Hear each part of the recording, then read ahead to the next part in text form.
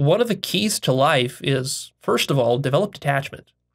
Don't let anyone have anything over you, which means don't need anything too badly. If you need a video game too badly, if you need a movie series too badly, if you need a certain brand of food too badly, you've already screwed up.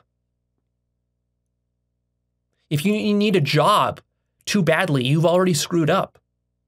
If you need a girl or a relationship or sex too badly, you've already screwed up.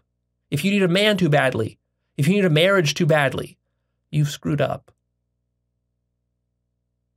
If you go into a business negotiation or you're negotiating with an employer for a salary, the one who loses the negotiation, or if you're buying a house or you're selling a business, the one who loses the negotiation is the one who's most attached to closing the deal.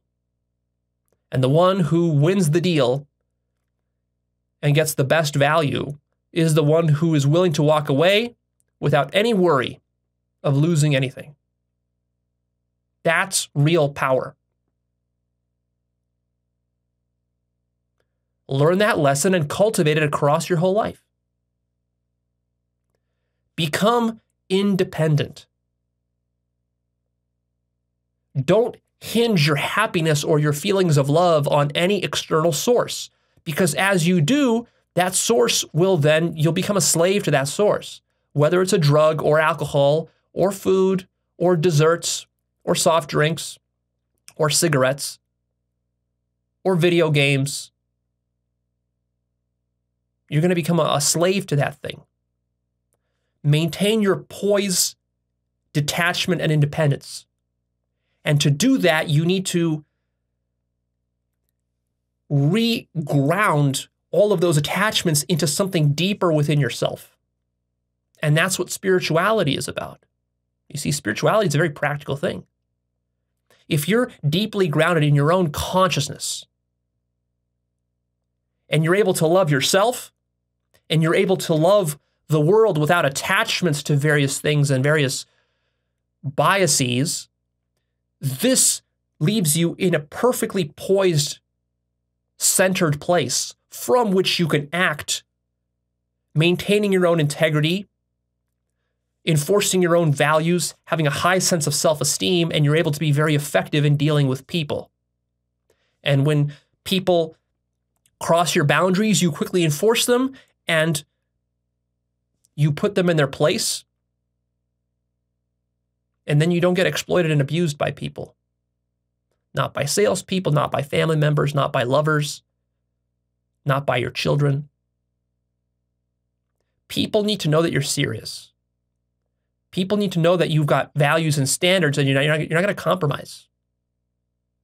People need to know that if they cross you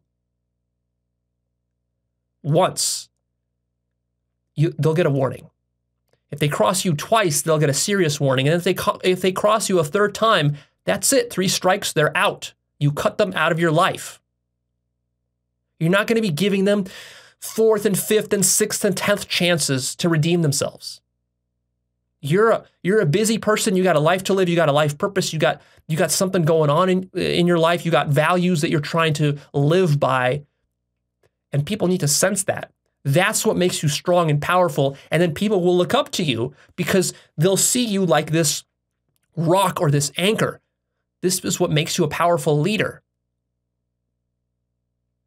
And it's difficult to do that because a lot of times we fall into this notion of sort of a false feminine compassion where we are just compassionate to everybody, even when they are abusive to us.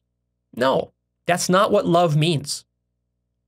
There is a higher love. The higher love is what I'm talking about, is maintaining your poise and integrity. And sometimes that means putting someone in their place, cutting them out of your life, not shopping with a certain brand or company anymore because they've crossed the line, and not taking shit from people, not being a doormat. That is a higher love. That is a love and an honoring of your own highest self,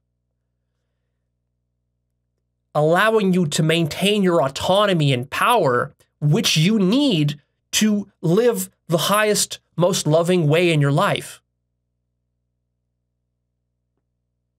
You think you're being maximally loving by letting all of these people exploit you and walk all over you. No, that is not the highest love.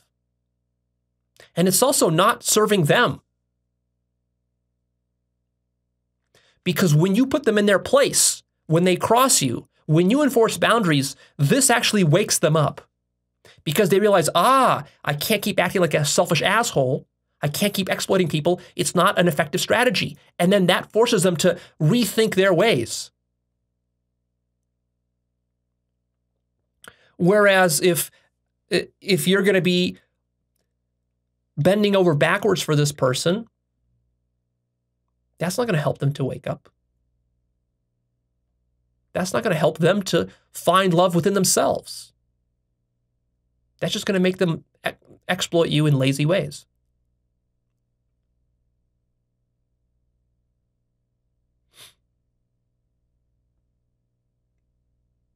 Make sense? Contemplate this and think about all the ramifications this has across your life. This goes way beyond Star Wars or Game of Thrones or whatever favorite franchise you have. This is some deep stuff. And this will save you lots of money. This will save you heartbreak. This will save you from terrible divorces and abuse and con artists exploiting you. There are a lot of people who have had their lives completely ruined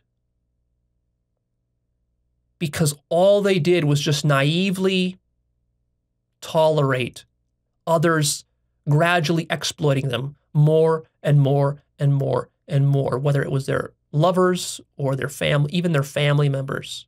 Even your family members can do this to you. Or within business, within finance, or your employer can do this to you. How do you get a good salary and a good position with your employer? You have to have some backbone. You have to be willing to negotiate and challenge them on your true worth. How much does your employer really value you? Or are they lowballing you and trying to pay you as little as possible and give you as little as possible while you're slaving for them like a dog? See? And this takes courage. And this is difficult, I know, because by my nature, I'm a very non-confrontational person. I really don't like confrontation. If I'm given the choice between a confrontation and just walking the other way, I'll just walk the other way. And I was that way for a long time in my life. But also, you live that way and you start to realize the downsides of that. And that sometimes confrontation is important. And if you're not willing to ever get into a bit of a confrontation, then really what that shows you is that you're too much of a coward. You're too scared what others think of you, how others judge you. You're too fearful of standing up to authority or to others who are stronger than you. And when you do that, people don't respect you. And they exploit you even further. And then you stop respecting yourself too. And then you start to feel bad about yourself. And you start to feel unworthy.